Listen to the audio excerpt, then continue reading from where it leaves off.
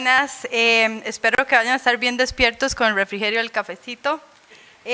Para prepararlos, el que esté poniendo atención se puede ganar uno de estos, ¿ok? Entonces, el que esté dormido, salado. Sí, es importante que sepamos que esto es un proceso de aprendizaje para todos y que algunos llegamos a tiempo, otros llegamos tarde, y el que no se haya hecho en un proyecto vial no quiere decir que esté mal, sino que en ese momento no teníamos toda la información para tomar las decisiones o no estábamos integrados todos en ese momento. Entonces, el trabajar en conjunto es lo mejor que se puede hacer, ¿verdad? Aunque hay unos cascarrabias, unos más rápidos, siempre las diferencias, aunque a veces las vemos como dificultades, son fortalezas, ¿verdad? Para un trabajo en equipo. Ruta 32 es una ruta en la zona baja del Caribe de Costa Rica y aquí tuvimos la oportunidad de que un estudiante estaba buscando proyecto para tesis de maestría y me dijo, ¿tiene algún proyecto que me recomiende? Yo dije, bueno, Ruta 32, sabemos que se escucha que se va a ampliar, ¿por qué no tomamos datos ahí? Entonces, tuvimos 8 meses, 7 meses de datos, que eso es muy valioso, más en el tema de carreteras, ¿verdad? Porque siempre vamos a la carrera, siempre vamos contra reloj, si hay que tomar datos el menor tiempo posible, porque todo hay que hacerlo muy rápido, ¿verdad? Pero entonces aquí tuvimos una buena base de datos para poder implementar la guía. Entonces, para nosotros es como una gran oportunidad para todo eso que estamos presentando en la guía tuviera su aplicación real y que esperemos que a futuro podamos decir que contribuimos con algunas de esas medidas que van a reducir el impacto. Aquí es importante el tema de seguridad vial. No tenemos tantos animales tan grandes como en Norteamérica que chocar contra ellos nos da pérdida total del auto o hasta podemos salir heridos, ¿verdad? Tenemos la danta y se ha causado pérdidas totales en el Cerro de la Muerte, pero el resto de los animales lo que nos hacen es un mini paro cardíaco, ¿verdad? Cuando tratamos de esquivarlos, porque la mayoría de los costarricenses tratamos de no atropellarlos, pero eso puede costar que nos salgamos de la vía, ¿verdad? Entonces, el tema que queremos resaltar aquí es que nuestra principal labor es evitar que los animales estén en la carretera. Eso es nuestra tarea, porque la carretera no está diseñada para ser segura para animales ni personas que no vayan en un auto. Entonces, esa es nuestra principal tarea, evitar que los animales estén en la vía. ¿Cómo hacemos eso, verdad? ¿Cómo distribuimos bien los recursos que son limitados para ofrecer estructuras o medidas, señales que nos ayuden a ese principal objetivo, ¿verdad? Evitar que los animales lleguen a la carretera. Ruta 32 es un caso muy particular porque hay muchos animales en carretera, muchos animales en carretera. Ahora les voy a explicar cuántos se detectaron en un monitoreo, en el monitoreo de este estudiante que se llama Adolfo Artavia. Este era el proyecto vial. Siempre cuando usted presente un análisis o un estudio en ecología de carreteras, describa muy bien cómo es el proyecto, porque si usted no sabe la barrera que viene, cómo va a diseñar bien su proyecto, ¿verdad? De monitoreo o de toma de datos. Usted tiene que saber cómo va a ser el proyecto vial en detalle. Entonces aquí teníamos casi 100 kilómetros de carretera de 2 carriles que iba a pasar a 4 carriles. Entonces esto es aún muy interesante porque ya de 2 carriles, Ruta 32 estaba causando un gran impacto en 2 carriles. Y al ampliarlo a 4 carriles íbamos posiblemente a duplicar ese impacto que sabíamos que existía por los atropellos. No sabemos qué está pasando en las áreas protegidas o áreas frágiles en los márgenes de la carretera. Esta es la carretera en rojo. Esos son los más o menos 100 kilómetros. La imagen se cortó un poquillo por allá, pero seguía un poco más para allá. Como pueden ver, es un mosaico de usos de suelo, ¿verdad? El uso de suelo es otro tema importante en la ecología de carreteras. No trabajamos, yo no digo que el trabajo de Tony sea fácil, ¿verdad? Pero Pero en Banff, por ejemplo, ahí tienen área protegida a ambos lados. Entonces, creo que es un poco más fácil y no como con el uso de suelo, ¿verdad? No como acá donde tenés fábricas, cultivos, producción de varios tipos, tenés pueblos, tenés reservas privadas. Entonces, eso a veces complica mucho el tema y la implementación de medidas, lo que menciona Abraham, ¿verdad? Tenés la finca del señor donde le va a salir el paso de fauna, que hay que lidiar entonces con muchas personas, con muchos puntos de vista, con algunos les tienen miedo a todo este tema, ¿verdad? Porque es nuevo y eso lo sabemos, ¿verdad? Todos a lo nuevo le tenemos un poco de miedo y recelo. Esta no la voy a poner todavía, a ver quién se gana el primero. ¿Qué es lo primero que debo hacer para implementar la guía? ¿Qué es el primer paso para implementar la guía? ¿Cuál es? Menos Carla, no, sí, usted, dele. ¿Qué tiene que hacer el ecólogo de carreteras? Correcto. ¿Ustedes? Yo voy a explicar. Identificar las áreas ambientalmente frágiles. Ya se lo explicó, por eso Carla sabía. Pero sí, ese es el punto 1 de este esquema. Tenemos que saber qué está pasando a la orilla de la carretera, ¿cierto? Tenemos un desierto, tenemos parques industriales, tenemos un bosque súper conservado donde todavía hay mono araña o chancho de monte. Tenemos que saber eso, ¿verdad? Conocer nuestra área de estudio. Número 2, este no va a premio.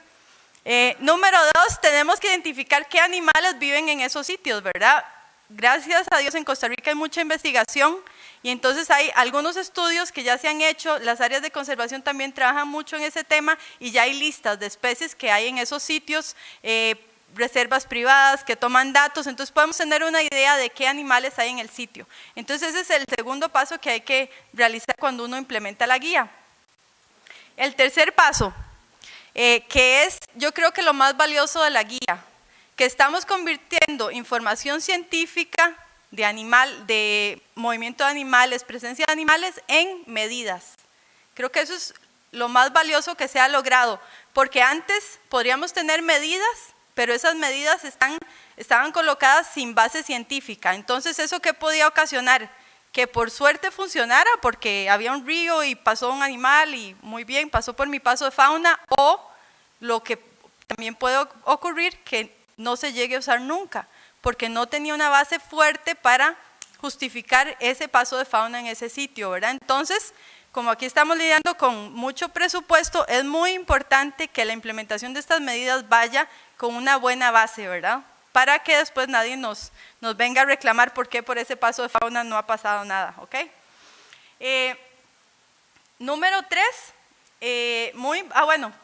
antes de recomendar las medidas, está el número 2, que es la identificación de dónde voy a poner esas medidas, y lo que nos basamos es en identificar cruces de animales, por dónde cruzan los animales en esa ruta. Vean qué interesante que no necesariamente es en rutas que ya están establecidas, yo puedo ajustar la metodología a rutas que todavía no existen. Eso es importante que lo sepamos, que esta metodología es flexible, que por ejemplo, Vuelta Cooper Chilamate, por ejemplo, la trocha que quieren hacer entre Cartago, Oriamuno de Cartago y Guapiles, ahí no existe carretera todavía, pero yo con cámaras trampa, buscando rastros, viendo la conectividad estructural, ya puedo decir dónde están moviéndose los animales para que si empiezan a construir esa trocha ya lleve medidas ambientales en los sitios donde mejor se van a ser utilizadas.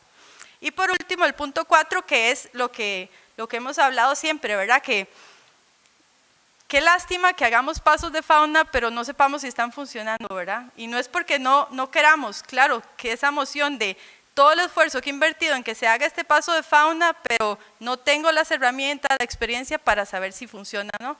Entonces el monitoreo, y no solo hacer monitoreo cuando la calle está funcionando en los pasos de fauna, sino sobre la carretera, ¿verdad?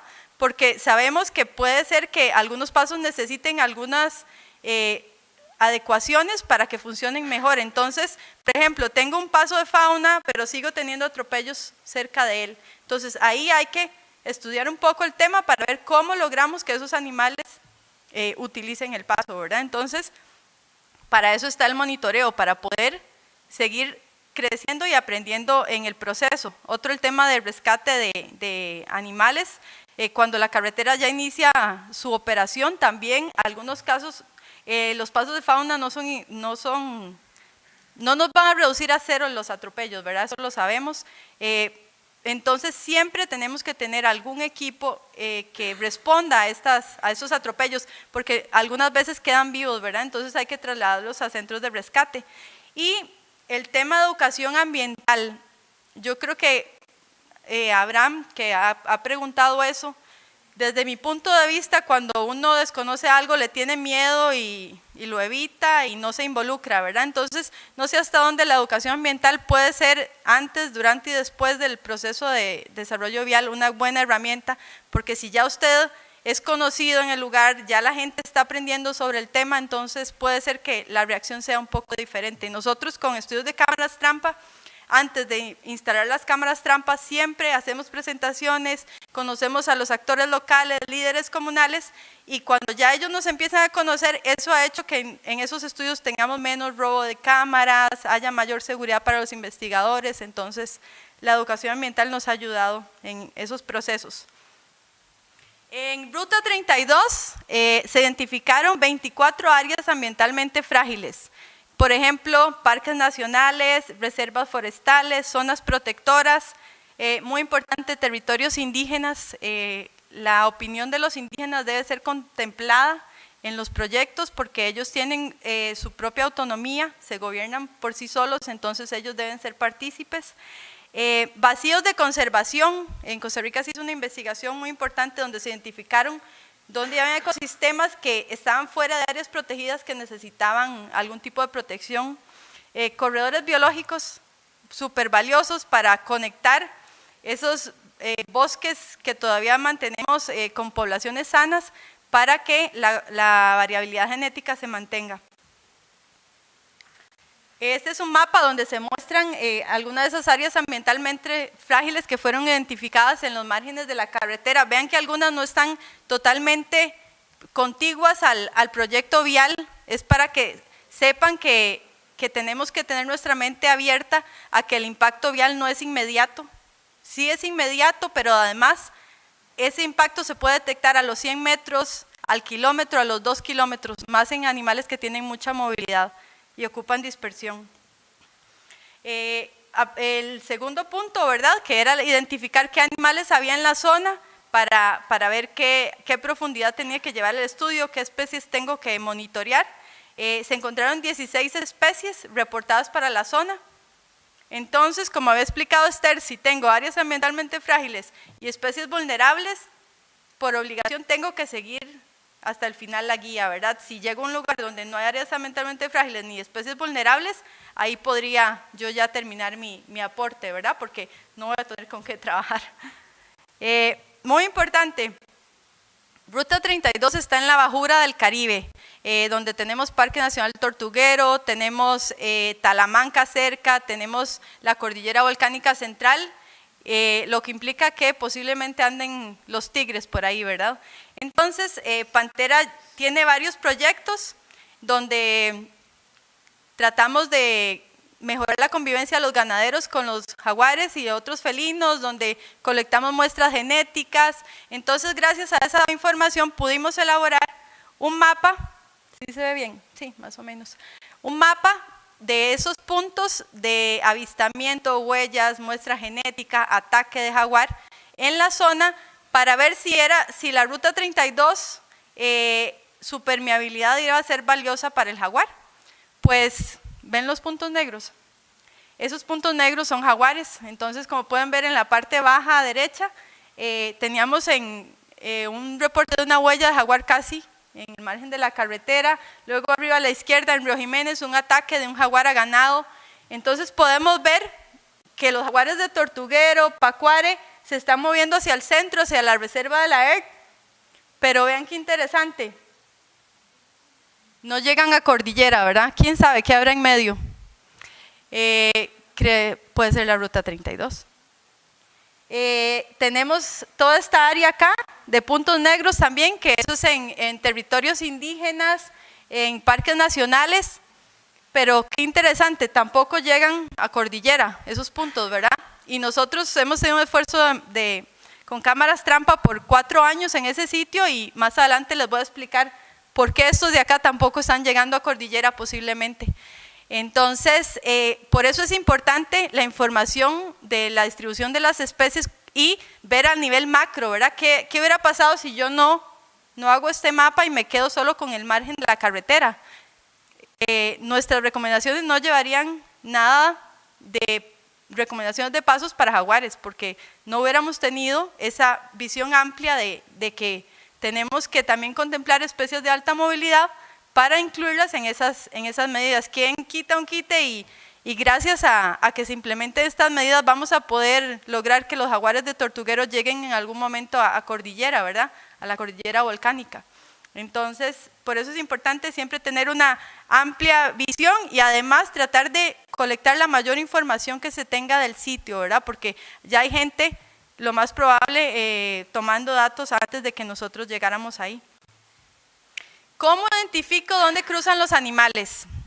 Eso va a depender mucho de la información con la que uno cuente, ¿verdad? Depende, si está siendo contratado para un proyecto vial en Costa Rica, ya hay una serie de lineamientos y usted tiene que desarrollar la investigación para poder colectar esa información. Antes lo que se hacía y en otros sitios es buscar el investigador que traje cerca y ver qué datos dispone, ¿verdad?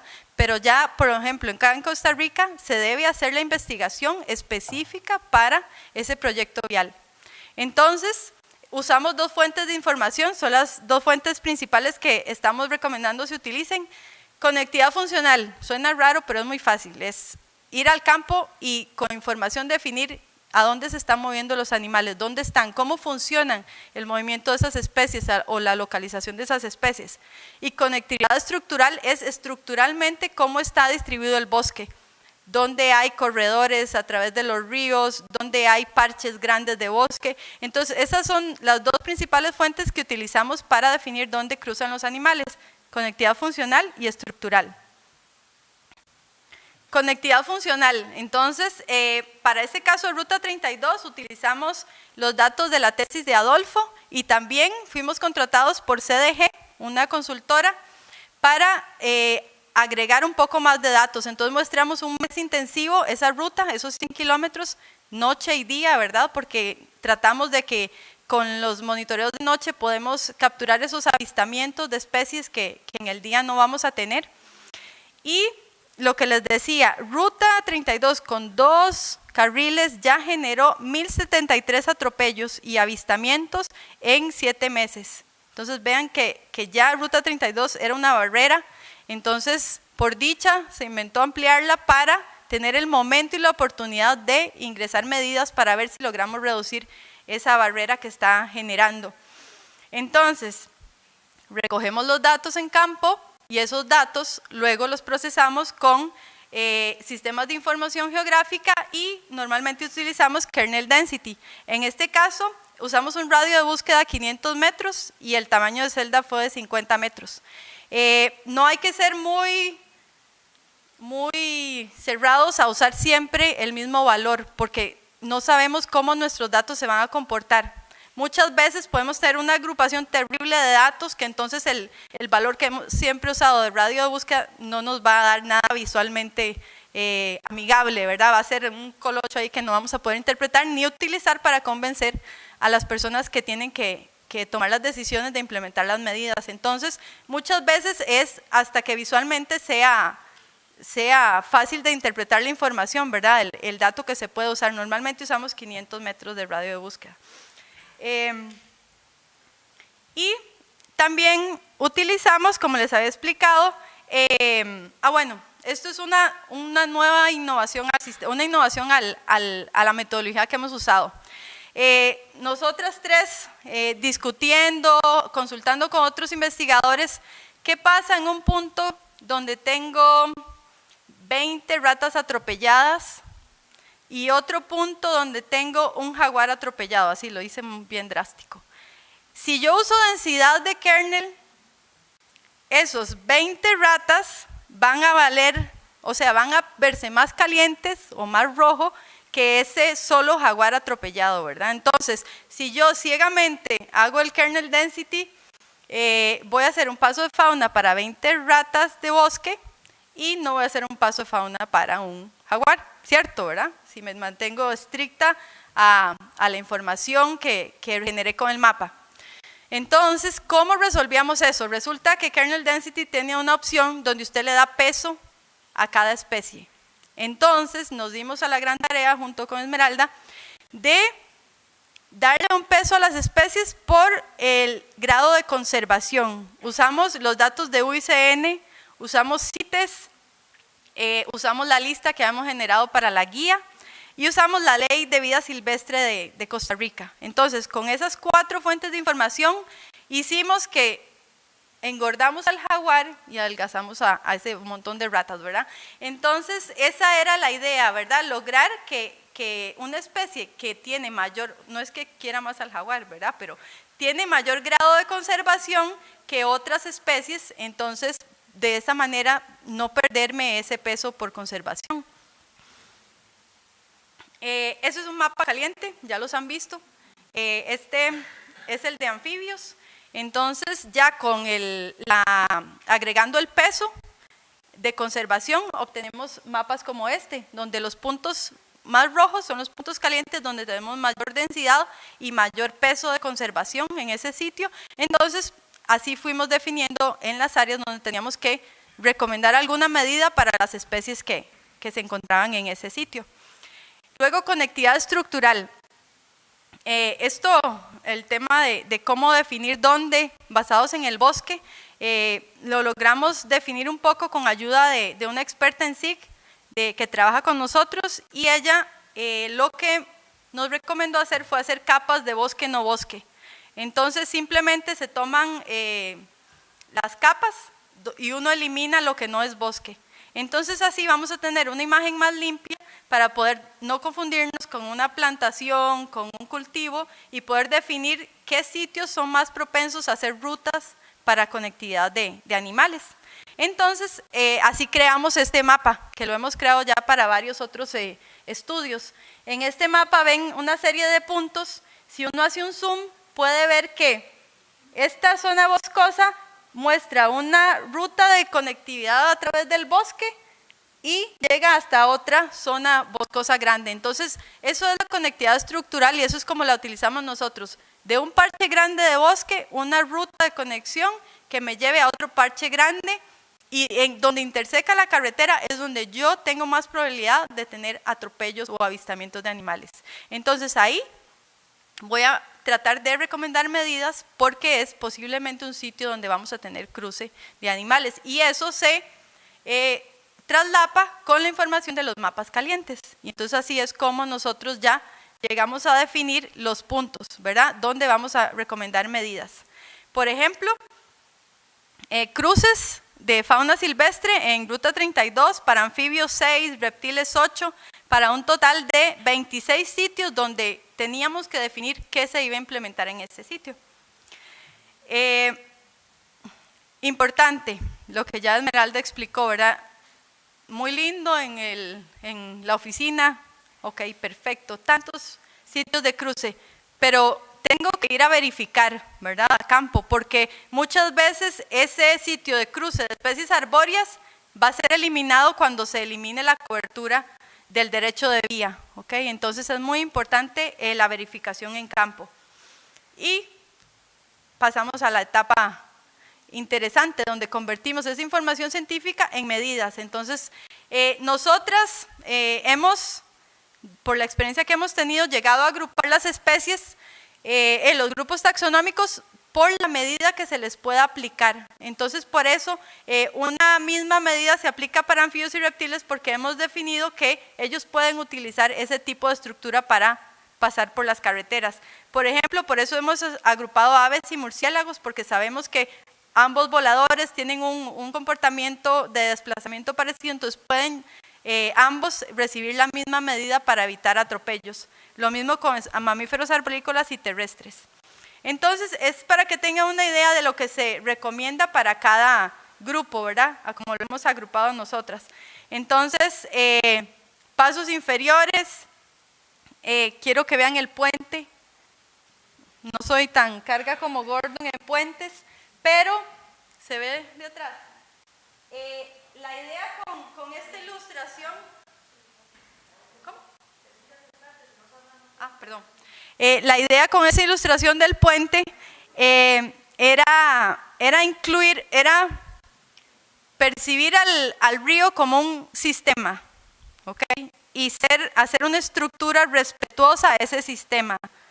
En la gira vamos a verlo que la mayoría de los puentes que implementamos no respetan esa zona de protección que por ley en Costa Rica existe y debemos respetar en los ríos, ¿verdad? Una zona de protección de 10 a 15 metros en el margen donde esa cobertura no se tiene que tocar, pero muchos de los puentes han sido colocados en esa zona y sabemos que puede traerse beneficios no solo para la conectividad de las especies, el respetar esa zona y dejarla debajo del puente, sino también para estar preparados para los aumentos de cuotas de agua con cambio climático, ¿verdad? Entonces hay que tener eso presente en la construcción de puentes.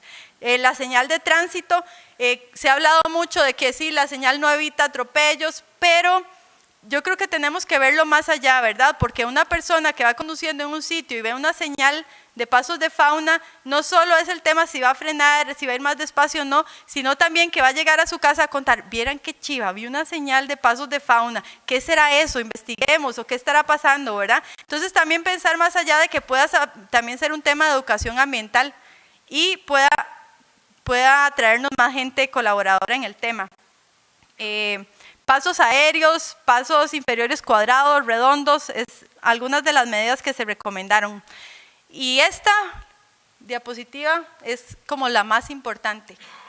Esta es donde nosotros nos estamos comunicando con los ingenieros, ¿cierto? Aquí tratamos de usar el lenguaje de los ingenieros y hicimos un cuadro, tratamos de que fuera lo más sencillo posible de entender y leer, donde los ingenieros tuvieran la información específica para ir al sitio y definir dónde se tenía que implementar la medida, ¿verdad? Entonces, coordenadas, se explica qué especies encontramos en ese sitio para justificarlo, ¿verdad? También la longitud, eso es importante porque hay que ser un poco flexibles en el tema de, sí, el paso de fauna es aquí y no lo ponga ni 1 metro allá ni uno menos, ¿verdad? No podemos ser así, ya hemos aprendido que hay que ser flexibles porque probablemente hay una quebrada cerca, entonces podemos hacerlo más grande o un poco corrido para allá, pero con la malla podemos guiarlos hacia acá, ¿verdad? Entonces eso es importante, esa comunicación entre ingenieros y investigadores en el tema de monitoreo para que se llegue a los mejores resultados. Ese cuadro va junto con un mapa donde cada una de las medidas va con una numeración y aquí en el mapa se ve reflejada esa numeración para ya que se pueda visualizar bien dónde van distribuidas las medidas recomendadas. Ya hablamos, ¿verdad?, el tema de los programas, que no solo tenemos que construir pasos de fauna en Ruta 32, sino también tenemos que monitorearlos, tenemos que estar monitoreando atropellos para ver si realmente todo ese dinero que se va a implementar en esos pasos está ha creado estructuras efectivas o tenemos pasos y seguimos teniendo atropellos. Bueno, ¿qué está pasando? Tenemos que poder usar la información de monitoreo para estar tranquilos de que logramos nuestro objetivo. El tema del rescate, educación ambiental y bueno, muchas gracias a todos por el tiempo.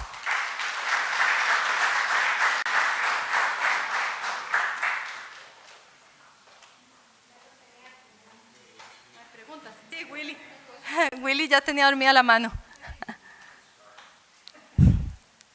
Pregunta, en ese mapa de jaguares, de puntos donde han sido registrados, que hablan de que los jaguares de Tortuguero han bajado hasta la ERT, ¿estamos hablando de los mismos o sea, están marcados sí, con radiocollar? Te voy a explicar.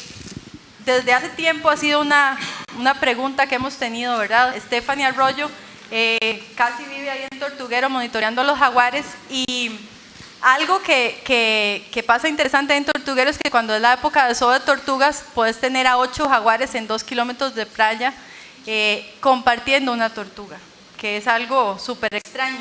Entonces hay un desplazamiento, una migración en la época de tortuga. Entonces hemos tratado de definir qué está pasando con esos individuos cuando no hay tortuga, a dónde se van. Entonces hemos visto que hay una tendencia a que aumentan ataques en ganado. Entonces cuando algunos jaguares no están teniendo la tortuga, llegan y causan problemas en fincas, ¿verdad?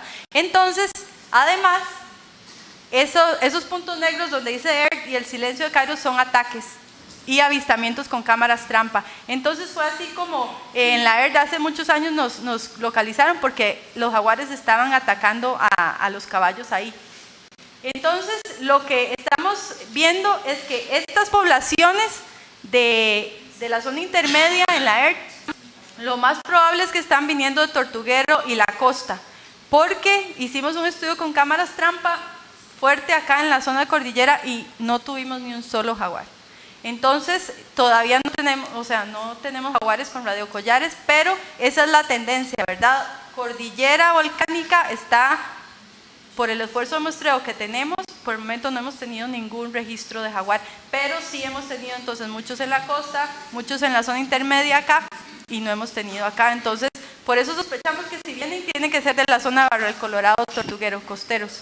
Sería buenísimo porque en la teoría se habla como de que el jaguar tiene un área de 100 kilómetros cuadrados, pero eso nunca se ha definido muy bien, ¿verdad? Para la ecología del jaguar. Muchas gracias. Sí, estamos aplicando fondos para ver si podemos monitorear toda el área. Crucen todos los dedos, por favor. ¿Alguien más? No, bueno, ahí. ¿Micrófono? Sí, tengo tres preguntas. Una es si tienes algunos datos genéticos de que la población está conectada por norte-sur, sur-norte por la carretera. Segundo es cuando hiciste las recomendaciones sobre el diseño y el tamaño de los pasos para los mamíferos terrestres, ¿qué tipo de información utilizaste para guiar tus recomendaciones? Y ¿son recomendaciones con valla o sin valla? Y el último es, ¿fuiste al campo con los ingenieros o les diste los datos UTM y la información y ellos fueron solos o fuisteis juntos? Ya se me olvidó la primera. Genética, si están conectados. Stephanie Arroyo es encargada del proyecto Genética, se colectan heces, tejido en atropellos. Es muy interesante porque uno esperaría que ya tengamos efecto en las poblaciones de jaguares, ¿verdad? De barrera, porque más son especies elusivas, ya sabemos que las hembras no se mueven mucho, pero por un análisis que hizo una colega, ya se está viendo que actualmente los jaguares han logrado todavía mantener esa conectividad. Yeah. O sea, hay que también saber que cuando usted tiene una muestra genética es información del pasado, ¿verdad? Y los análisis también duran mucho en hacerse, entonces siempre es una foto del pasado. Pero todavía no tenemos entonces evidencia de que haya aislamiento en las poblaciones. Sí se encontró con los pumas en Osa, que ya se empieza a ver cierto aislamiento, pero los jaguares por el momento en Costa Rica, que antes pensábamos que Costa Rica era muy grande, pero también para visualizar todos estos aislamientos genéticos, Costa Rica es muy pequeño. Entonces lo que se está haciendo es tratando de colectar material genético en el resto de la región para ver si ahí sí se ven diferencias. Y las cámaras fotográficas, no hay individuos detectados al norte y al sur. Tenemos movimiento entre Tortuguero y Pacuare. Yeah. Entonces ahí sí hemos tenido ocelotes y jaguares moviéndose en la costa. Sí, pero no hemos tenido, por ejemplo, un jaguar en Pacuare y otro acá cruzando Ruta 32. Yeah. No. Okay. Tenemos manigordos cruzando Ruta 32, cruzando las rutas pequeñas acá. Eso sí lo tenemos, sí, pero jaguares no. Vale. ¿Y el diseño, la valla? Sí, lleva vallado. Usamos información de varios manuales. Para el jaguar, como no existía nada de información de qué medidas recomendar, usamos la información de Mirsha, lo que ellos están aplicando ya en Playa del Carmen. ¿Sin vallas? Con vallas. Con vallas, sí, ok. Sí, ya aprendimos la lección. Paso sin valla no sirve. ¿Y fuiste con los ingenieros al campo? Hace poco fuimos contactados por la consultora ambiental había que priorizar, porque sabemos que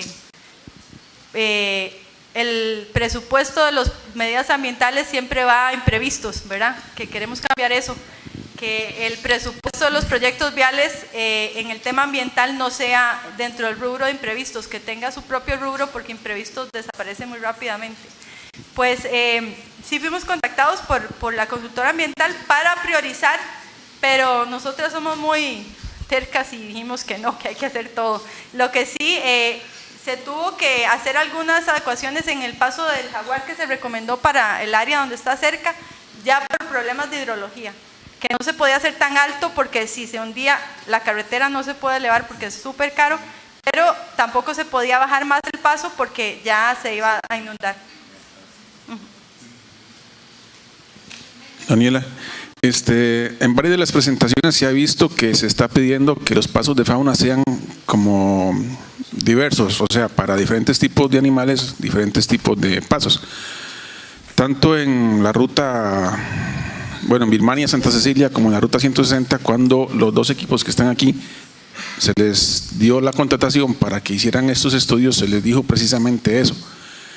Ahora estoy viendo que, digamos, ha determinado que para el caso de los anfibios son pasos pequeños, no muy grandes. Te voy a poner el ejemplo de la ruta 160. El análisis hidrológico nos está pidiendo alcantarillas de 2x2 porque llueve mucho.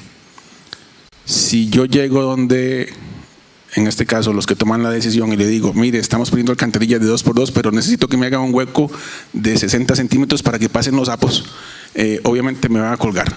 Me van a colgar y me van a exhibir en la parte de afuera del edificio como el más tonto del mundo. ¿Qué hago? ¿Qué hago? Porque en este país llueve mucho. Yo, digamos, ya con la explicación de don Gordon vimos que las alcantarillas o tubos de ese tamaño en este país no funcionan.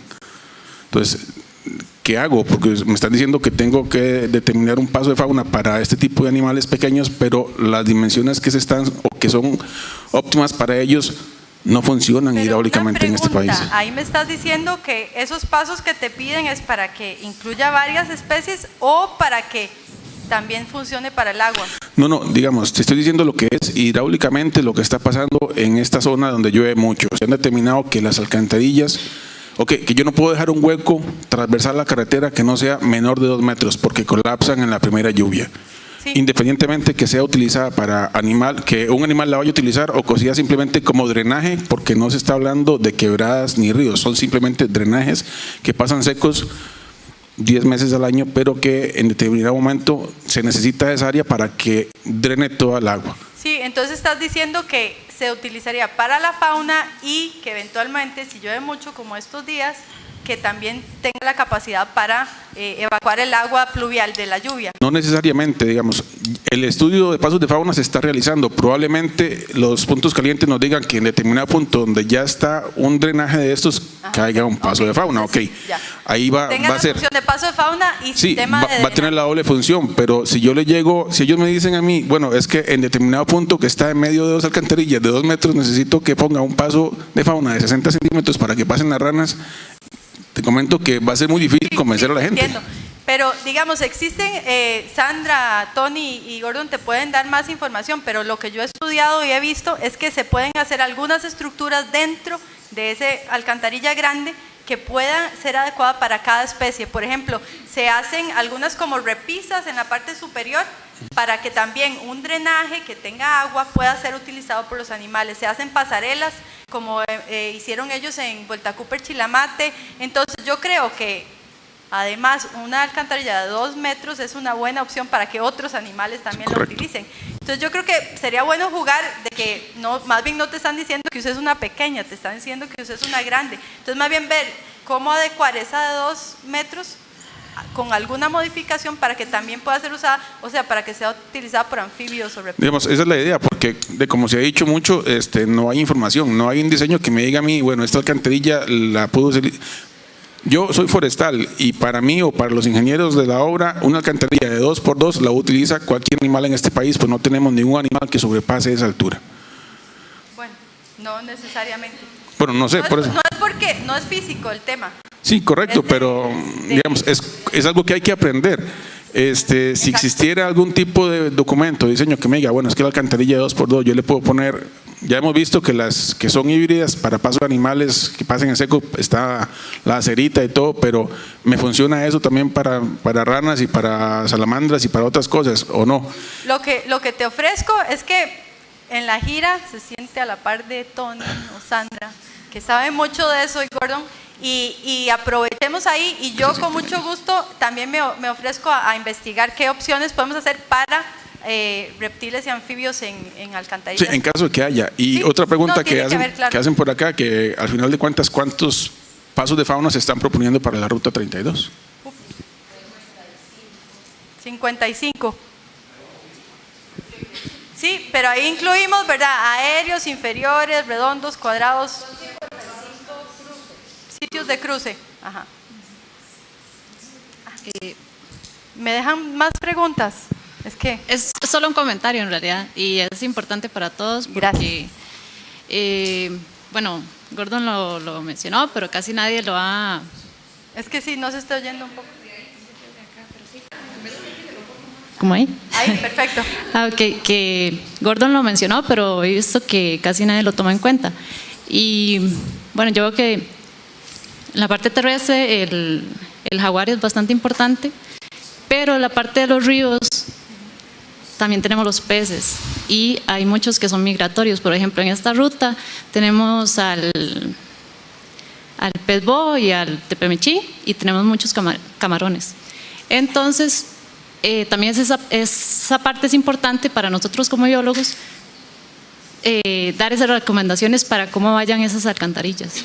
Sí, es un buen comentario y vieras que cuando uno empieza a escarbar un poco este tema, no puede dormir bien, porque usted empieza, pues pucha, los peces y las migratorias y los cangrejos, entonces es un poco frustrante, ¿verdad? El tema, el tendido eléctrico, nosotros hasta estuvimos tentados de trabajar con gente con electrocuciones y dijimos, no, empecemos por algo, hagámoslo bien y poquito a poco lo vamos a evolucionar y a enriquecer. Ya en este documento de Ruta 32, sí nosotras explicamos que no estamos dando recomendaciones para ecosistemas acuáticos, pero que debe ser importante considerarlos, porque sabemos que a eso tenemos que lanzarnos ya pronto a eso, ¿verdad? Porque más en Costa Rica con tantos sistemas acuáticos. Sí, sí sería bueno que ahora que quieren implementar esa guía y meterle en reglamento y todo, sí, que se meta ese factor, porque para incorporarlo digamos, que quede también plasmado como parte de un reglamento y darle monitoreo y eso, porque igualmente en la parte de peces no hay mucha investigación científica que te diga si tal especie está en peligro o no, si hay endémicas y hay migratorias, pero falta información como para respaldarlo, pero sería bueno incorporarlo para que también lo tomen en cuenta. Pero lo que no nos hemos metido en el tema es que no es nuestra área, ¿verdad? Los sistemas acuáticos, entonces por más que queramos hacer algo, va a requerir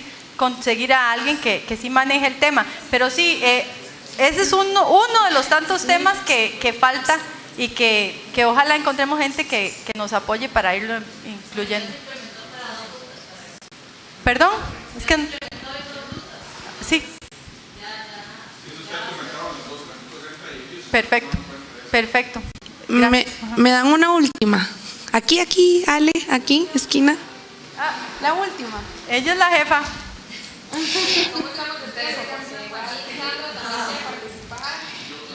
¿Qué les parece si en el almuerzo? Sí, en el almuerzo o en la gira. Sí, la punta, porfa, porque si no es como no dar el tiempo que los que siguen tienen, entonces me da pena con los demás.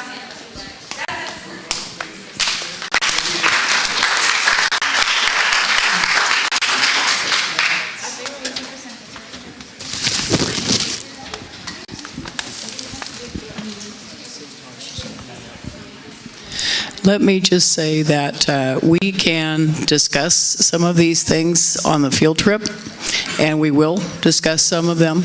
So, in fact, you'll hear several comments directly related to what several of you have said already. So, just wait for tomorrow.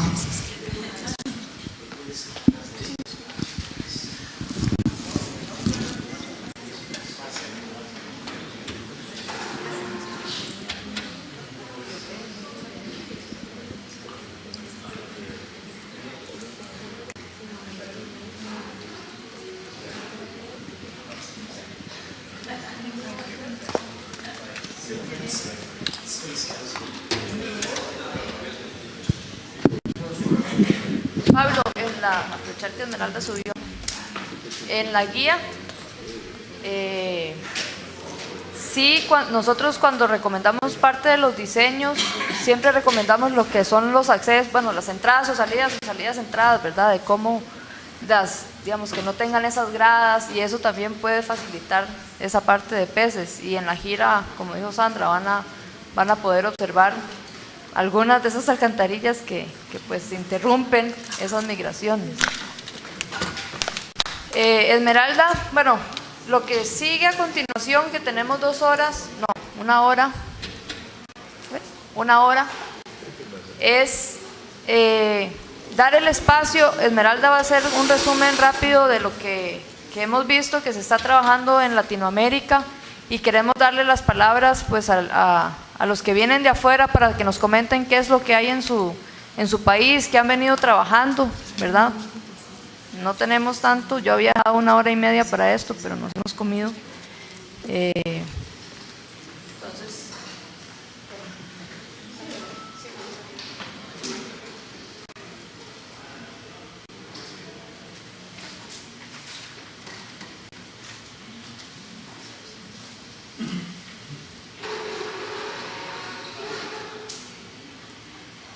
voy a autorrobarme unos segundos para hacer un comentario, porque me parece como súper importante el tema que mencionaba Susana y Pablo, y es que eventualmente tenemos que dejar este tema como algo meramente de gestión. Si bien es cierto, actualmente, y es una de las ventajas que tiene Costa Rica en el área, y es cómo ha gestionado este tema ante las instituciones, tenemos una desventaja que es generando ciencia al respecto. Entonces nos estamos concentrando en evitar el atropello, pero realmente el atropello es como la punta del iceberg, es lo que se ve, y es como limpiar, barrer, ¿verdad? Realmente tenemos que meternos, y hay un montón de temas que tenemos por fuera, que son los peces, y también el tema de invertebrados. Ese ni siquiera lo queremos tocar porque eso debe ser fatal, espantoso. Y en ese mismo tema, las mariposas, ¿verdad?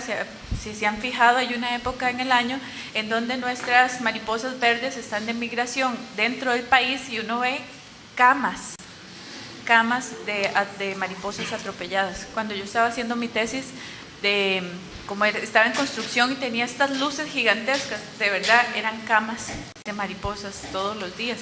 Entonces, para los biólogos es un montón de temas que trabajar y generar. Entonces, más bien, muchas gracias por el comentario. Con respecto a Latinoamérica, bueno, ya Esther les comentó un poco lo que queríamos hacer. Más que contarles lo que está haciendo un poco de Sudamérica, es, y aprovechando que ustedes están, ¿verdad? Que está Guatemala, que está México, que está Nicaragua, y que iba a estar Honduras. Entonces es lo que nosotros realmente queremos saber. Sin embargo, les voy a hacer como un pequeño resumen de lo que se ha hecho y los impactos evaluados. Latinoamérica está igual que nosotros, un poquito retrasados, porque ellos, si bien es cierto, se han concentrado en generar datos en atropellos, entonces nos llevan años luz con ciencia. Desde 1640, 42, se empezaron a hacer algunos estudios en México, en donde empezaron a registrarse cantidades pues enormes de especies en tramos muy pequeños. Vean este de anfibios, sapos comunes, 1.260 sapos comunes en 1 kilómetro están muriendo en una de las carreteras mexicanas.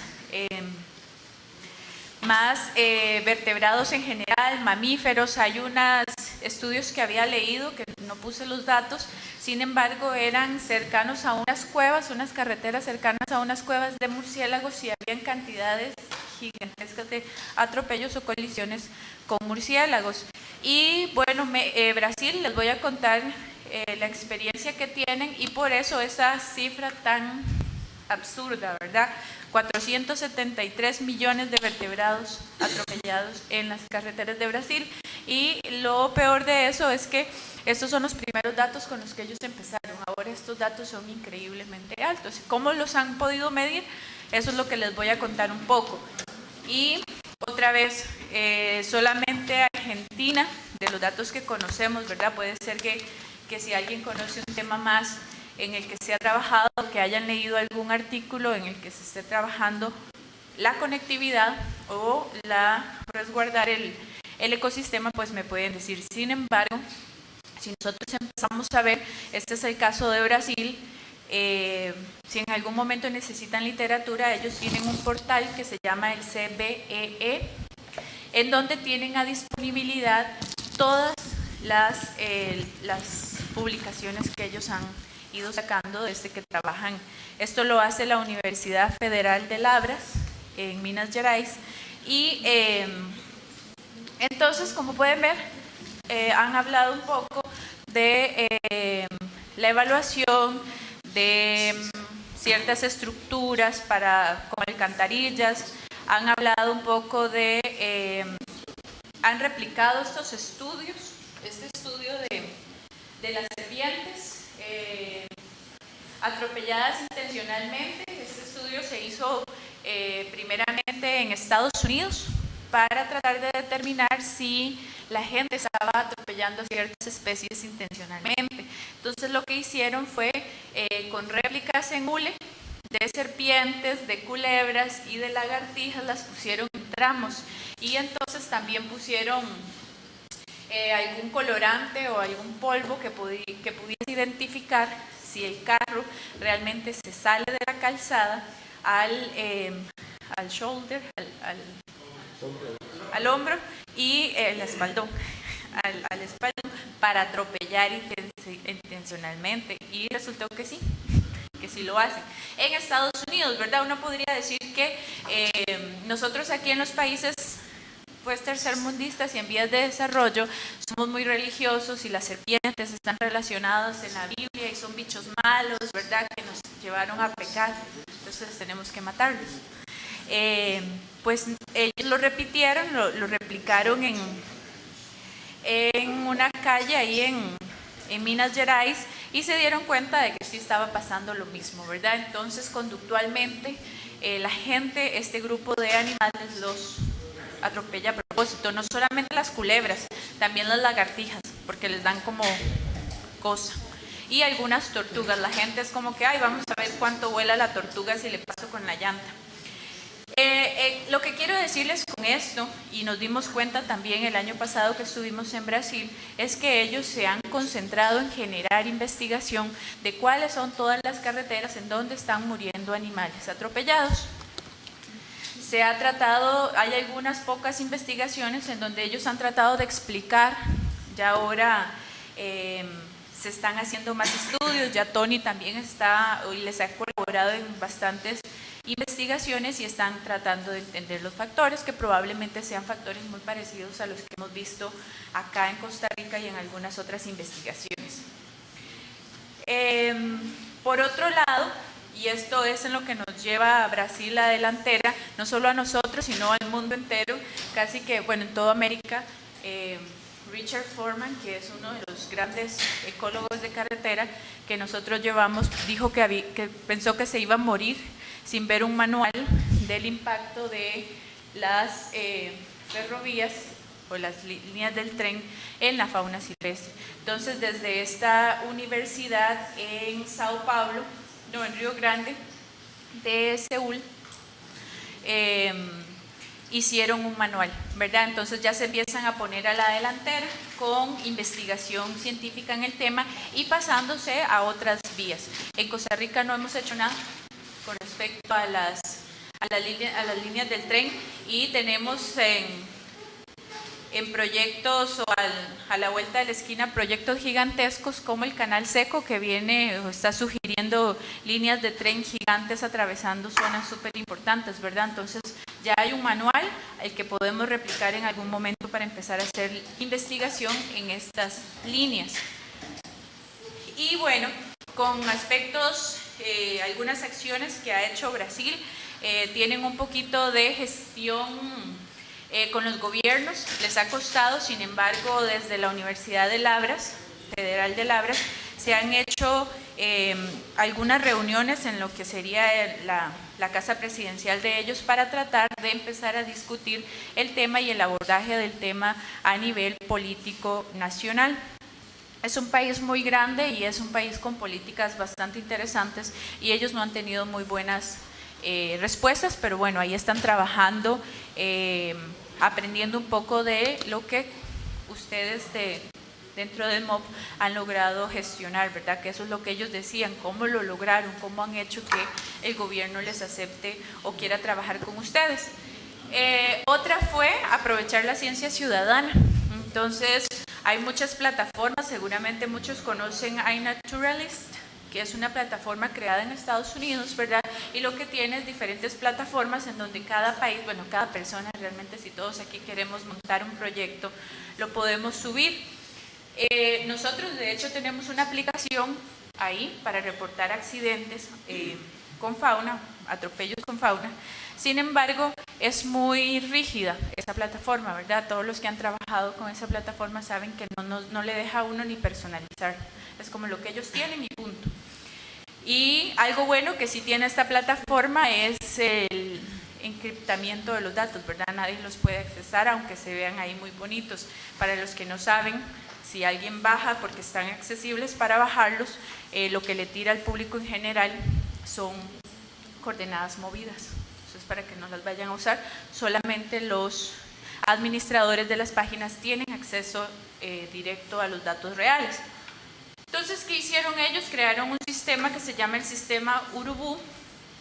Urubu es el sopilote en portugués, y entonces hace pues referencia a ir a colectar todos los datos que estén en las carreteras. Entonces ellos, para quitarse estas plataformas, crearon una plataforma propia dentro de Android, ¿verdad? La plataforma Android. Entonces, además, han creado o han agarrado todos los recursos económicos para movilizar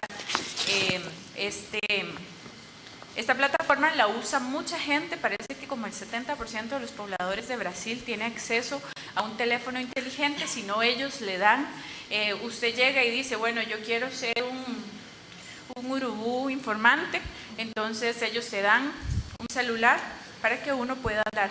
Además, crearon todo un sistema en donde se recibe la información y se está subiendo a la plataforma. Entonces, en tiempo real, nosotros podemos ver, si ustedes se meten al portal CVE y buscan el sistema Urubu, pueden ver lo que ellos llaman un atropellómetro, y esto es lo que está pasando ahorita. Si lo ven, ahí va contando los atropellos que van pasando cada 3 segundos o cada segundo. Según entiendo, usan un sistema estadístico, el cual está procesando la información, evitando las réplicas, ¿verdad? Que hayan como pseudo réplicas de los sitios, y que también está verificando la realidad o la certeza de esos datos.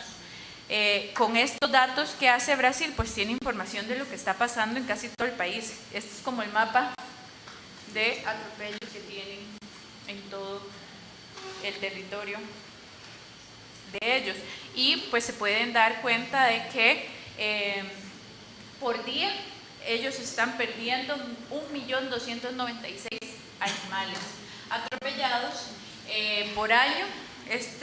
En esto cerró el año pasado en 473 millones de animales, y cada segundo están atropellándose 15, y además están procesando en tiempo real. Hay todo un equipo que está ahí en la universidad procesando toda la información. O sea que si ellos, en el momento en el que el gobierno les dé pelota, por así decirlo, para empezar a implementar muchas de las medidas que ellos quieren hacer, pues van a tener de sobra con qué justificarlo.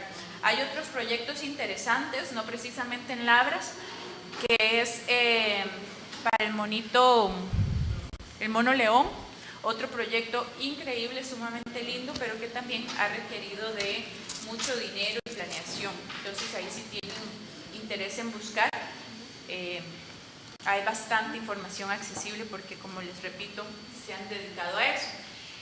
Con respecto a Colombia, Colombia también se dedicó, como el resto de países, a generar información sobre los atropellos en todos los sectores del país. Hay, probablemente muchos escuchamos de Arroyave, ¿verdad?, que es uno de los investigadores en un artículo súper común, es que uno lo ve casi en todas las publicaciones, Arroyave, 2006. Y fueron de los primeros que empezaron a generar datos del atropello y de los impactos asociados de las carreteras en Colombia. A partir de hace 2 años, este señor Juan Carlos Jaramillo regresó a Colombia después de sacar su doctorado en Europa y empezó a trabajar. Se formó esta organización, RECOSPA, que es como la red de carreteras y atropellos. Además, con esta institución universitaria, entonces empezaron a plantear, ¿verdad? Imagínense, un país como Colombia apenas hace 2, 3 años se ha empezado a organizar. No digo que no tuvieran muchas publicaciones, sin embargo no se habían organizado. Tanto así que empezaron a determinar lo que ya nosotros habíamos hecho hace un poco de años, que era estandarizar métodos, ¿verdad?, para colectar los datos, generar líneas de investigación sumamente específicas para ver qué es lo que quieren analizar y también compartir las experiencias, ¿verdad? Eso es como la forma en la que ellos están actualmente abordando el trabajo que se está haciendo en Colombia. Hay algunas carreteras ya con pasos de fauna y el año pasado también estuvieron presentes en el curso que se hizo, que nosotros estamos haciendo, se hizo a final del año pasado en Colombia, organizado e impulsado por Pantera Colombia, a través también de la mano de Esteban Payán, quien pues ahora están apoyando un poquito más el tema de carreteras. ¿Y cómo se puede hacer? Pues trayendo las herramientas y trayendo a las personas, porque también Tony, Sandra y Gordon estuvieron ahí impartiendo lo que ahorita ellos están impartiendo a nosotros. Entonces se están fortaleciendo para poder determinar. Uno de los planes que tienen ellos es empezar a trabajar ya con el gobierno y plantearles estos mapas de priorización para ver cómo se empieza a abordar el tema. Argentina también, ¿verdad? El tema de atropellos es el que los empezó a darse cuenta. Sin embargo, hace como 4 o 5 años en Misiones, que es una zona muy cercana a Brasil y a Paraguay, y tiene porcentajes de bosque súper importantes. Entonces se dio el caso muy sonado de una jaguar atropellada y entonces empezaron a hacer buenas alianzas porque era una zona que además ya tenía pasos de fauna. Entonces lo único que faltaba era que se había hecho una primera etapa en donde se habían puesto 4 pasos de fauna. En una segunda etapa, después de los atropellos de los jaguares o del jaguar, decidieron meter un ecoducto. Entonces, después de Estados Unidos, son ellos los que ya tienen un ecoducto, ¿verdad? Un ecoducto que ha sido muy bueno. Entonces ellos ya no solamente le están apostando a evitar atropellos, sino permitir la permeabilidad y la movilidad de las especies. Dentro de las lecciones aprendidas que ellos mencionan en Argentina, uno es Diego Varela, uno de los investigadores del proyecto, que es muy importante el monitoreo a largo plazo y que esto solamente se logra creando estrategias con los gobiernos locales, ¿verdad? Porque son los que tienen que generar políticas y poder permitir eso. La antigüedad del paso es un factor clave en la respuesta de las especies. Esto también nosotros lo hemos ido aprendiendo también con respecto al comportamiento de las especies, ¿verdad? No siempre tienen como la misma respuesta de empezar a usar. Hay algunos que empiezan a usar el paso inmediatamente y hay otros que duran años en tratar de animarse. Entonces hay que tomar en cuenta todos estos aspectos. El manejo adaptativo. Ellos hablan de que este paso de fauna sobre la carretera pues ha permitido que las especies permitan que empiecen a llegar otras especies nuevas, pues, y y que no sean solamente un animal cruzando una carretera, sino que todo un ecosistema ya no se ve interrumpido. Y la presencia de humanos, ¿verdad? Que siempre hemos hablado también, ellos lo han estado contemplando. Nos recordamos de antes, hace como 3 años, que la gente siempre nos decía, pero van a llegar los cazadores, pero van a llegar a matar a los animales. En general los cazadores no matan fácil, ¿verdad? Les gusta la adrenalina de seguir al animal. Entonces no es que les guste irse a parar a un lugar a que salga. Entonces acá en Costa Rica no ha sido un tema de la cacería, pero sí la presencia de humanos y también de animales domésticos es un tema que ellos han estado tratando de ver cómo lo trabajan y recomiendan al resto del mundo pues también tener consideraciones. Y en el ecoducto la restauración de la cobertura de bosque ha incrementado, según los estudios que ellos tienen, el uso de ese mismo. Con respecto a México, hemos sabido que se vienen llevando a cabo muchas iniciativas y tenemos varios aquí, personas que mejor que ellos nos expliquen. Sin embargo, nosotros hemos tenido como cercanía con la UJAT, ¿verdad? La Universidad de Tabasco. Y entonces ahí a través de Coral Pacheco y Juan de Dios Valdés hemos estado un poquito en contacto, además de que ellos crearon esta unidad de atención al problema de carreteras, pero ellos lo hacen más integral, no solamente trabajan carreteras, sino que trabajan toda la infraestructura. El impacto de infraestructura, ellos la próxima semana estarán acá en el Congreso Mesoamericano y el martes es el simposio de infraestructura, en donde van a estar compartiendo también algunas experiencias de Honduras, de Guatemala, de México y de Costa Rica, ¿verdad? Y le voy a dar la palabra a Aldo o a Carlos, al que quiera. Es que si nos das un poquito de tiempo, nosotros podemos presentar algo, a lo mejor te puedes decir algo. Perfecto, claro. Tenemos, ¿no? Ah, ya lo tienen. Sí, no, pero yo creo que sería bueno que algo que empezara un poco explicando por qué él es la cabeza de medio ambiente dentro de la Secretaría de Comunicaciones y Transportes. Entonces, es la máxima autoridad en materia de eso. Perfecto, Aldo. Venga.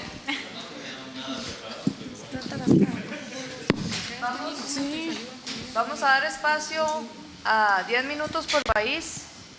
Entonces, entre ustedes se manejan Aldo y los suyos. Yo creo que sería bueno una introducción de Aldo. No tiene que ser así como específico, sino que me comenten. He is going to expose about Mexico. To explain about Mexico and Okay, we just need to use the yes.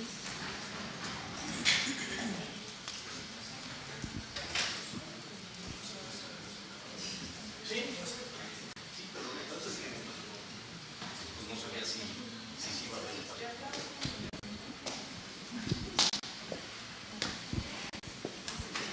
Yes.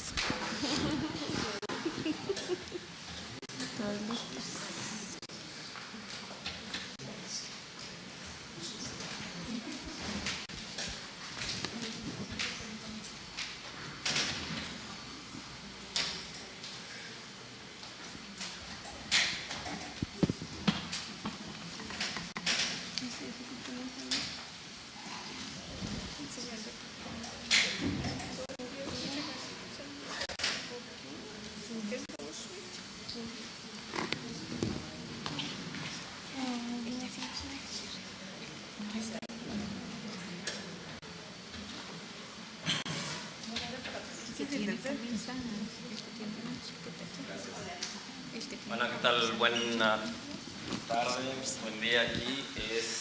Pues bueno, no traía nada preparado, porque venía como ustedes como asistente.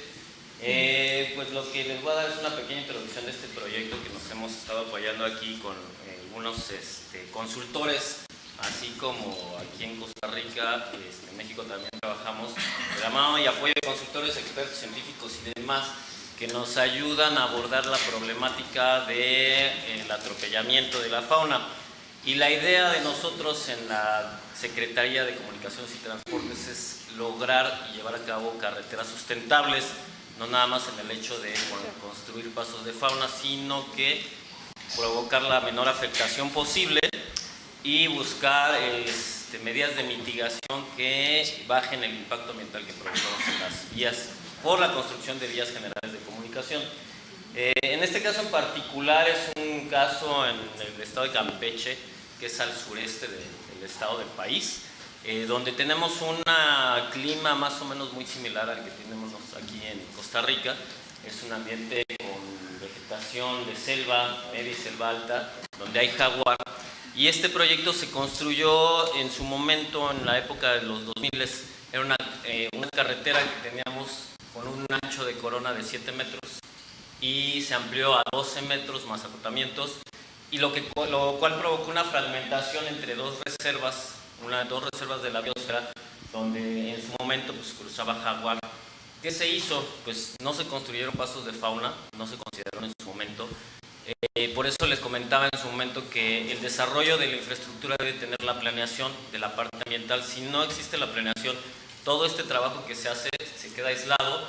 Entonces la planeación debe tener considerado todas las medidas de mitigación para que el costo del proyecto, ya considerando todos los impactos ambientales, no sea un problema posterior el poder construir los pasos de fauna. Aquí fue diferente porque como no se habían considerado los pasos de fauna, pues tuvimos que hacer un estudio posterior de monitoreo satelital de jaguar para ubicar por dónde estaban moviéndose los animales y dónde son los posibles cruces de jaguar, porque la idea y la intención es que una vez que se termine este proyecto es la construcción de varios pasos, algunos adecuarlos porque ya hay unos que existen, que fueron construidos por la misma obra, para que volvamos a reconectar las dos zonas y vuelva a haber ese flujo e intercambio de la fauna entre un lado y otro. Aquí es la zona donde ustedes estaban comentando ahorita de la cueva de los murciélagos. Sí, es una zona, no hay un atropellamiento de millones de murciélagos, sí me gustaría aclararlo. Al día sí hay lo fuerte aquí es que tenemos, me parece que son 4 o 6 especies, Carlos, los que hay. Sí, como 6 especies más o menos. El problema, hay 4 principales. El problema es que la más afectada es la que tiene menor población, porque es la que vuela por debajo, por la zona de la carpeta, entonces no tiene por dónde cruzar. Pero, bueno, sí contabilizándolos anualmente, sí son pues, cientos, llegando a lo mejor a miles, pero no a millones de atropellamientos, ¿no? Se está buscando una medida para que se logre levantar el vuelo a todos estos animales para que no crucen por la carpeta, y se van a adecuar algunas obras de drenaje para que también pasen por debajo. Bueno, estos son más o menos los lineamientos y políticas que tenemos actualmente en México de desarrollar carreteras sustentables que obviamente mitiguen todos los impactos provocados por la construcción, ampliación o modernización de las vías generales de comunicación del país. Entonces, el proyecto lo hemos venido desarrollando aquí de la mano del físico Carlos Manterola, que nos va a dar, le voy a dar ahí unos minutos para que él lo pueda comentar y nos diga exactamente cómo se trabajó, ¿no? ¿Qué les parece?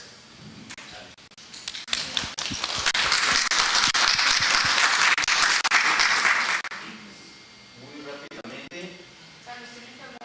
Sí, sí, nomás estamos para poner y tener la mano información necesaria.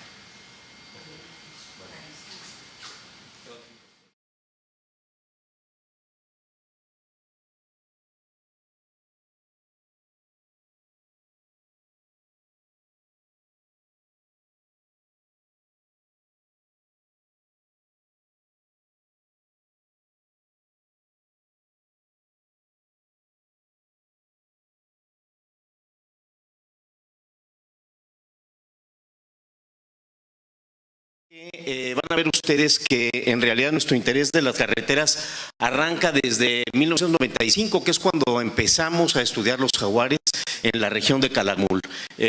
Para esa época logramos la captura de más de 35 jaguares y 6 pumas, y se hicieron todos estos análisis y en particular un estudio de telemetría que dio estos resultados.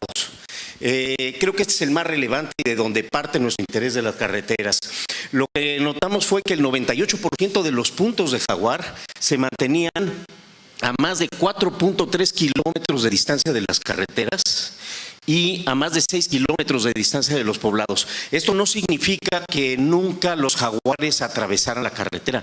Aquí hay un punto que se disparó el collar justamente cuando está el jaguar atravesando la carretera, y creo que eso lo hace relevante.